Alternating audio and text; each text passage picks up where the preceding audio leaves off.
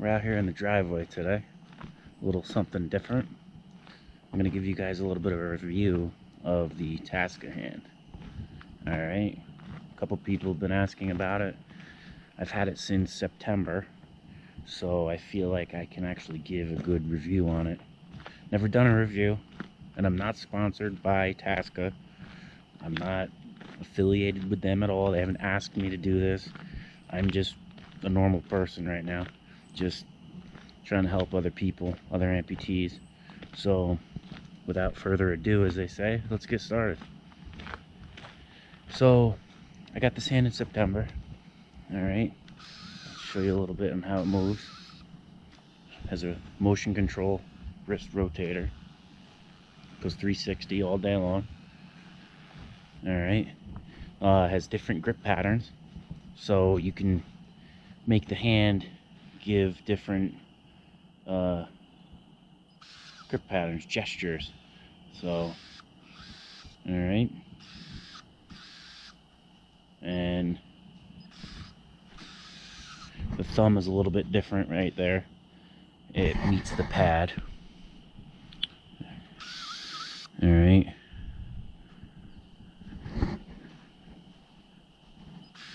There's an index precision pinch grip. So that's pretty handy. It's always aligned. It auto aligns for you.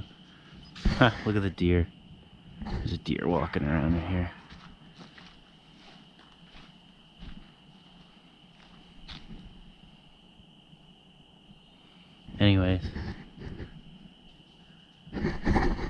Anyways, so I like this hand. I think it's been a good hand. I mean, I have had it sent back already for warranty work.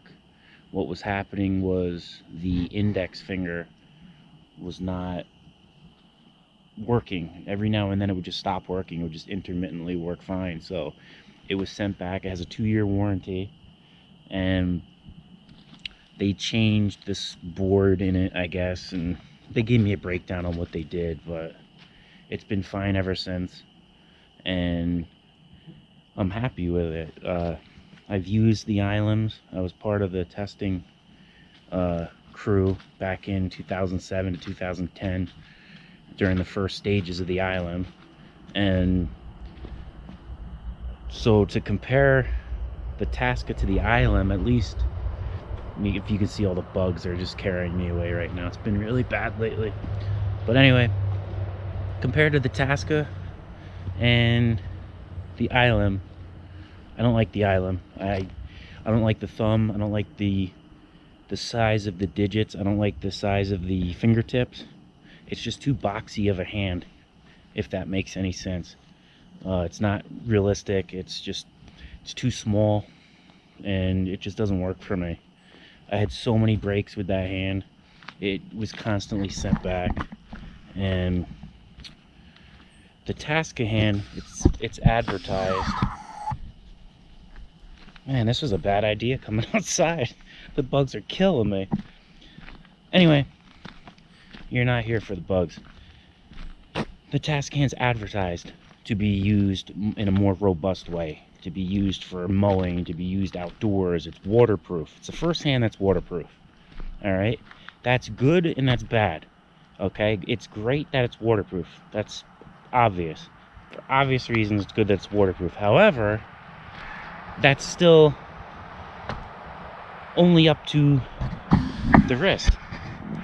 Okay, you're only waterproof up to the wrist because there's a gaping hole right there. So if you have a B-Bionic, or you have a Michelangelo hand, or you have a Vincent hand, or you have a ILM with a glove on it, you're pretty much waterproof as it is. Okay? Because it only goes up to the wrist. Okay?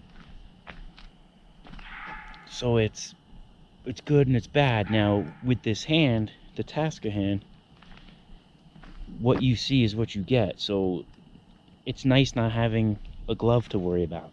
because gloves rip, they tear, they get pinholes in them, and then you have to worry when you wash them about how much water is actually getting inside the hand. Okay, and they'll be fine with a little bit of water. You know, it's not good, but it's not really gonna kill them. Okay, now the other issue is when you have this hand, you can see all the parts. There's rubber pads, they're replaceable. Fingertips, they're replaceable. But if you're going to use this hand in a real abusive way, depending on what you do for a living, you're going to mar up the skin. You're going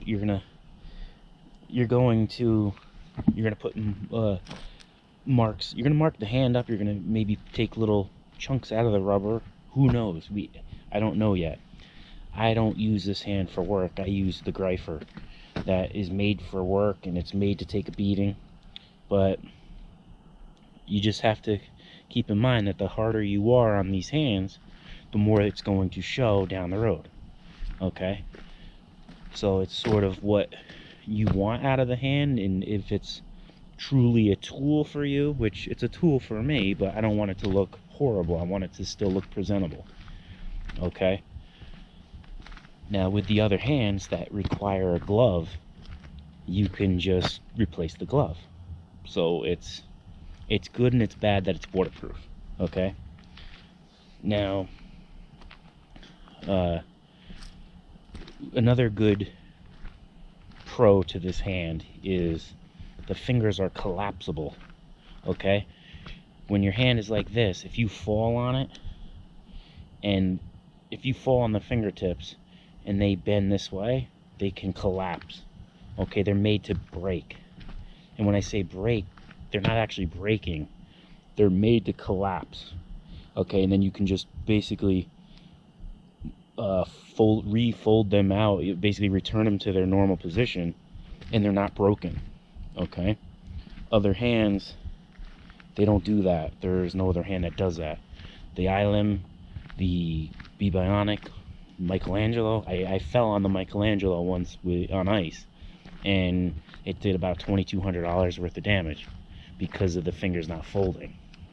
Okay, so that's a very good feature of the Taska hand. Alright, now the hand's highly adjustable through programming, just like some of the other hands out there. Pretty much the same. There's, I think, 23 different grip patterns where you can use your muscles to enter. I'm not sure exactly on how many, but I don't really use too many of the grip patterns. The grip patterns I just showed you in the beginning of this video is mainly what I use, and they're fine, they work good. And some of the other grips, there's a coffee mug grip where once you close down on the hand, on the cup, it will not reopen unless you, I think, hold a signal for a few seconds or so. I don't really use that. I'll just use the normal grip because fortunately I have really good muscle control with the arm, so I don't need to have something that's very I just don't need it. I'm having a hard time wording what I mean by that, but I just don't need a grip pattern that basically shuts the hand down and won't open. I don't have involuntary muscle movements. I don't have any muscle spikes that are unintentional, I guess is what I'm trying to say. So yeah, you know, I recommend the hand.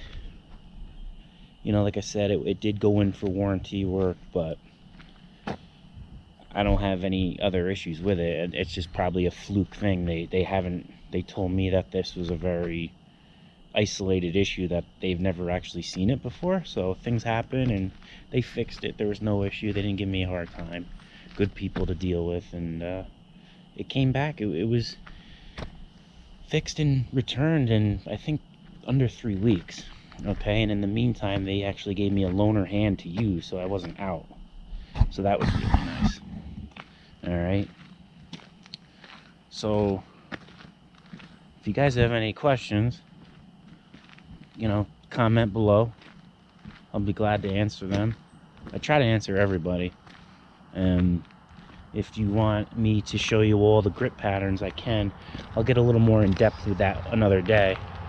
I had 15 minutes, so I wanted to at least start with a little bit of a review. I can get deeper into the controls another day. I'll show you the app. I'll show you all the grip patterns you can choose from. So if you're deciding on a hand like this, you'll have a good idea on what you're going to get. All right. And please like, share, subscribe, and I'll see you on the next one. Have a good night.